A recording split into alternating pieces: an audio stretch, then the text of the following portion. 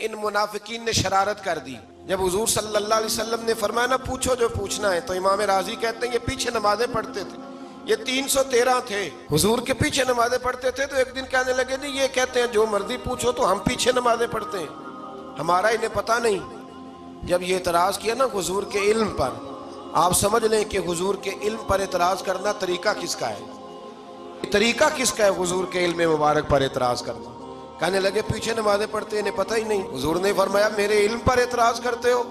70 बंदे नाम लेकर और वल्दियतें लेकर, बल्कि बहुत सारे ऐसे थे जिन्हें कन्फर्म हो गया कि वल्दियत असल में है क्या, उन्हें तय हो गया।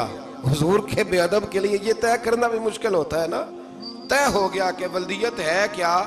70 बंदे नाम लेके हुजूर ने मस्जिद नबी से निकाल दिए।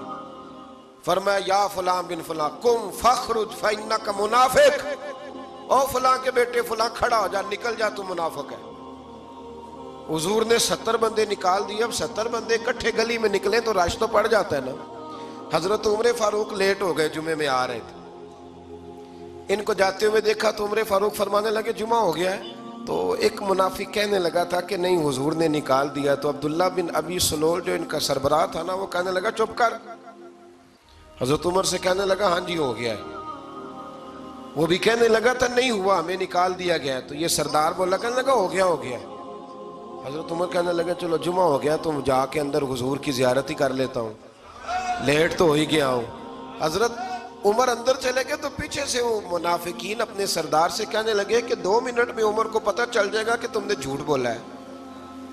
उमर को जाके पता चल जाए। कहने लगा बड़े पागल हो, मैंने तुम्हारी जान बचाई है, नबी पाक ने तो मस्जिद से निकाला है ना। तो उमर को पता चल जाता ना मुनाफिक है, तो अबू बकर भी मस्जिद में थे, अली भी मस्जिद में थे, उस्मान भी मस्जिद में थे, बचाने वाला ही कोई नहीं था। उमर ने तलवार लेके तो दुनिया से ही निकाल देना था।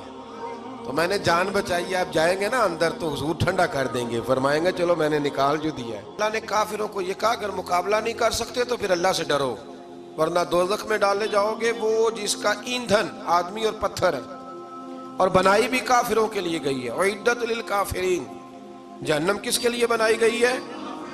काफिरों और मुनाफिकों के लिए। मुसलमानों के लिए बनाई गई। मुसलमान मर्जी से छलांगे लगाएं तो इनकी मौज है, वरना इनके लिए जहन्नम, इनके लिए अल्लाह ने जन्नत बनाई है। मुनाफिक किसको कहते हैं? मुनाफिक उसको कहते हैं जो जुबान से तो दावे ऊंचे ऊंचे करता है ईमान के, लेकिन उसके दिल में ईमान मौजूद नहीं होता। आप हैरान होंगे, यहीं पे बात को जरा गौर से समझे कि मोमिनों का जिक्र 5 आयात में और कुफार का 3 आयात में, पक्के कुफार का, और मुनाफिकीन के लिए अल्लाह ने अगले ही रुकू में 13 आयात बयान फरमाई। 13। ये खतरनाक गिरोह है मुनाफिकीन का। ये वो छुपी हुई बीमारी है कि जिसको पकड़ना थोड़ा मुश्किल है। कुछ बीमारियों को डॉक्टर कहते हैं ना ये खामोश कातिल है, कत्ल कर देती है पर पता नहीं लगने देती। इसी तरह मुनाफिकीन का टोला है। कुरान मजीद कहता है इन मुनाफिकीन के बारे में, वमिनन नासी मन यक़ूलु आमन्ना बिल्लाहि व बिल यौमिल आखिरी व मा हुम बिमुमिनीन। ऐ महबूब, कुछ लोग कहते हैं हम अल्लाह और आखिरत पर ईमान लाए, लेकिन वो ईमान लाने वाले नहीं है। तो जब रब कहता है नहीं है, आज किसी को कह दिया जाए ना कि वो बंदा झूठा कलमा पढ़ता है, उसकी बातें नहीं बताती, तो कहते हो आप एक कलमा गो को बुरा कह रहे हैं।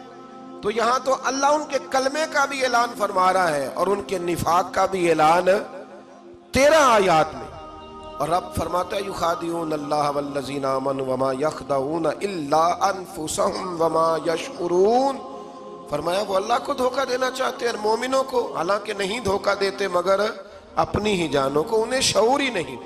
अल्लाह तबारक व तआला ने 13 आयात के अंदर, मक्का मुकरमा में मुनाफिक कोई नहीं था जब तक हुजूर ने हिजरत नहीं की थी। क्यों?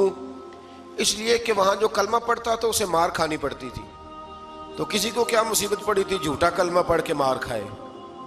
मदीने में जब इस्लामी हुकूमत कायम हो गई ना, तो कुछ लोगों ने इस्लामी हुकूमत से फायदा लेने के लिए झूठे मूठे कलमे पढ़ लिए, अंदर कुफर रखते थे, ऊपर से इजहारे इस्लाम करते थे। तो रब फरमाता है कि इनका ये ईमान काबिल कबूल नहीं है। तो या अल्लाह फिर किसका ईमान काबिल कबूल है? तो अल्लाह करीम ने फरमाया वाइदा कीला लहुम आमिनु कमा आमन अन्नास, जब इनसे कहा जाता है ना उस तरह ईमान लाओ जिस तरह दूसरे लोग लाए, यानी अबू बकर सिद्दीक की तरह ईमान लाओ, उमर फारूक की तरह ईमान लाओ, उस्मान गनी की तरह, मौला अली की तरह, बिलाल हबशी की तरह। तो क्या जवाब देते हैं? कालू अनुमिनु कमा आमन सुफहा, क्या इस तरह ईमान लाए जिस तरह ये बेवकूफ ईमान लाए? अला इन्नहुम हुमुस सुफहा, अल्लाह फरमाता है खबरदार बेशक वही बेवकूफ है, वलाकिन ला यअलमून, लेकिन उन्हें इसका इल्म नहीं है। वो कहा करते थे कि ये तो बेवकूफ है माज़अल्लाह। अबू बकर सिद्दीक ने सारा ही माल दे दिया नबी पाक को, उमर फारूक ने आधा दे दिया, मौला अली ने सारा कुछ हुजूर के नाम कर दिया, उस्मान जो कमाते मेहनत के साथ वो सारा वहां जाके पेश कर देते हैं, तो बेवकूफी है।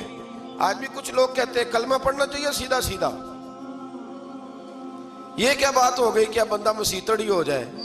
कारोबार भी तो करना है ना, नमाज रोजा भी, तो बेवकूफी है। अल्लाह जवाब देता है, फरमाया आला इन्नहुम हुमुस सुफहा, खबरदार बेवकूफ तो तुम हो कि मेरे महबूब की शरीयत का, दीन का, रूहानियत का सूरज चमक रहा और तुमने फैज ही कोई नहीं हासिल किया। तो मेरे भाइयों, सहाबा का ईमान वो ईमान है, अहले बैत नबुव्वत का वो ईमान है कि अल्लाह को ईमान भी वो वाला पसंद है जो हुजूर के गुलामों जैसा ईमान हो।